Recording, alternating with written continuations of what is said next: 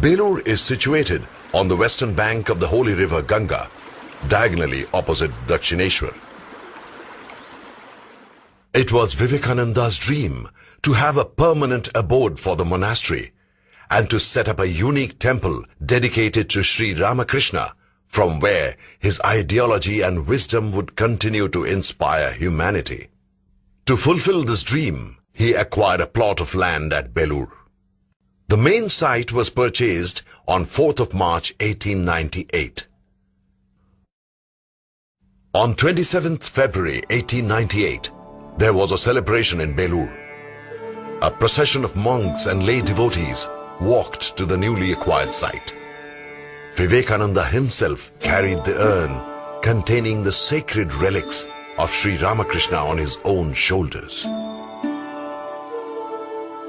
The urn was ceremonially worshipped, and Vivekananda prayed to his master to sanctify the place with his hallowed presence for the good of many and the happiness of the world.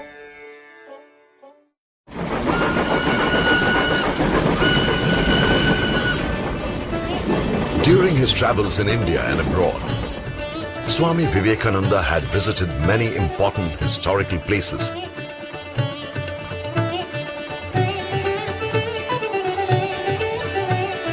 and had keenly observed various architectural symbols, icons, and motifs.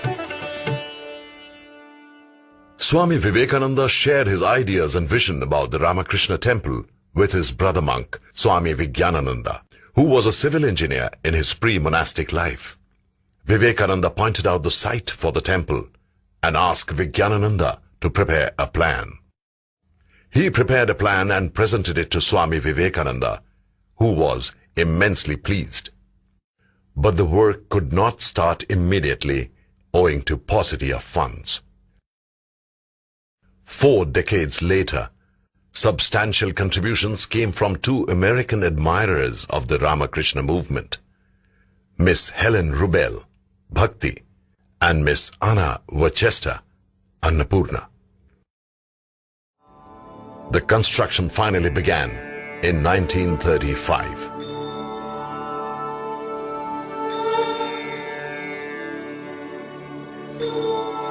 14th of January 1938. Finally, the day dawned when the temple was open to all, amidst grand celebrations in which people from India and abroad took part.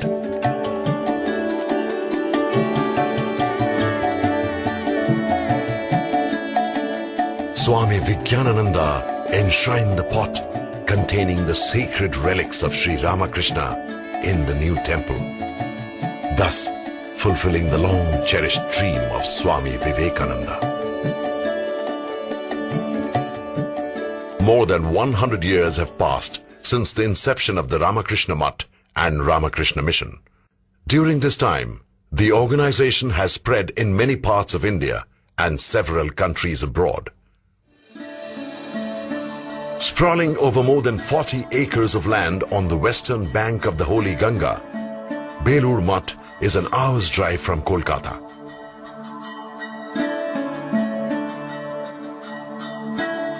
This is a place of pilgrimage for people from all over the world, professing different religious faiths. The archway at the entrance of the campus from Grand Trunk Road displays the harmony of religions.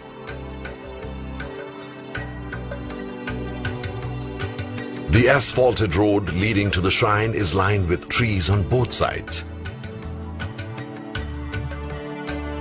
The lush green campus is a unique combination of serenity and sanctity.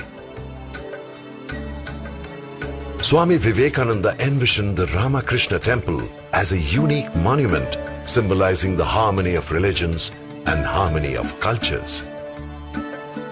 The architecture incorporates features of a temple, a mosque, a church, and a Buddhist monastery. The temple itself is built in light buff sandstone, which is found in the temples of Khajuraho and the palaces of Rajasthan. The facade or the front portion reminds one of the Gopurams, the majestic towers of South Indian temples. Above the main entrance is an exquisite carving of the emblem of the Ramakrishna order, designed by Swami Vivekananda himself. The wavy waters in the emblem are symbolic of karma or selfless work, the lotus of bhakti or devotion, and the rising sun of jnana or knowledge. The encircling serpent represents yoga, while the swan stands for Paramatman or Supreme Self. The ideal of the emblem is that by the union of selfless work, devotion, knowledge and yoga, the vision of the Supreme Self is obtained. Above the horseshoe arch encircling this emblem is a replica of a Shiva Linga, and on the two sides of the base of this arch are auspicious symbols of elephants with lotuses. The scroll endings above the double pillars at the two sides of the main entrance are similar to those in the Sanchi Stupa, conveying Buddhist influence. The three umbrella-like domes on the top are built in Rajput and Mughal styles.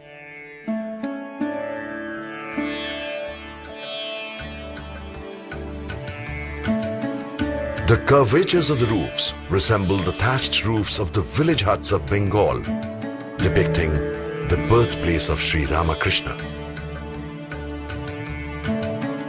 The windows, the balconies and the domes above the entrance gate are of old Mughal and Rajput fort style.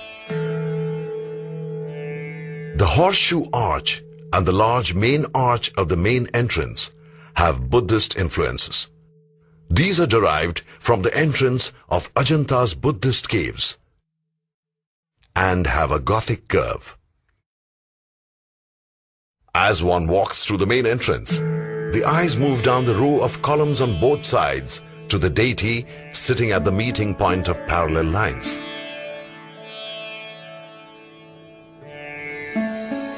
The spacious prayer hall is distributed in three parts, like the Christian church. The arched ceiling and pillars are all reminiscent of the Buddhist caves in Chaitya Hall of Nasik Pandulena.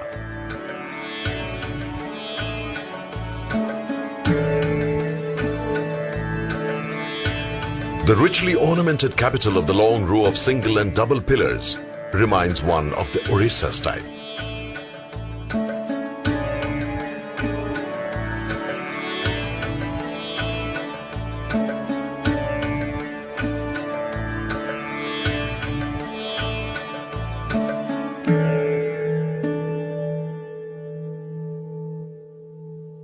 The beam above is supported by decorative brackets, like in South Indian temples.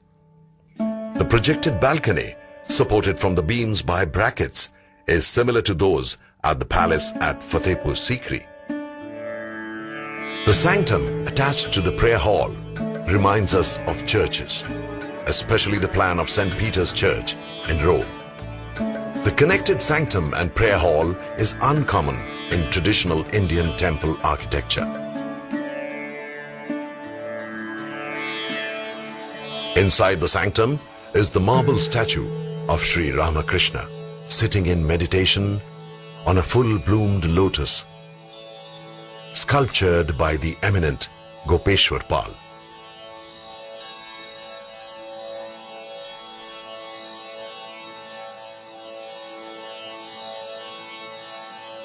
The rectangular altar below is designed by renowned artist Nandlal Bose. The front, left and right sides of the altar have swans engraved on them. The swan represents the Supreme Self.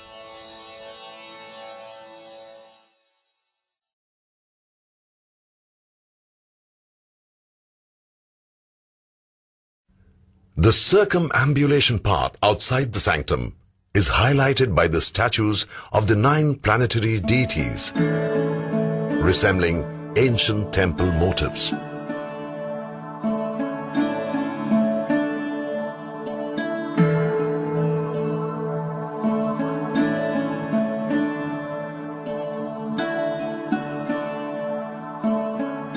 Sun, Jupiter, and Mars on the northern side, Moon, Venus, and Mercury on the eastern side, Saturn, Rahu, and Ketu on the western side.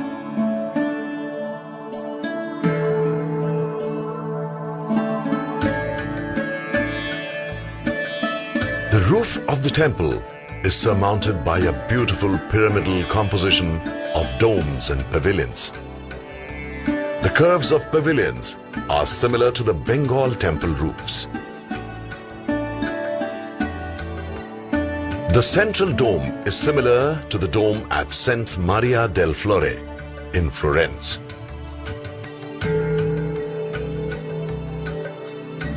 The golden kalasha, or holy pot, considered to be an auspicious object, is placed on the top of the central dome.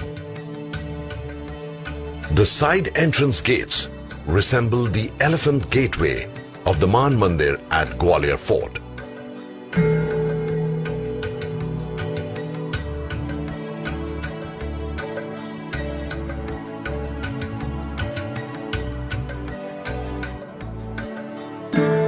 Atop the side entrance gates are the images of Ganesha and Hanuman, the Hindu protector deities. The speciality of the Ramakrishna temple is its ethereal beauty and its balance in architecture.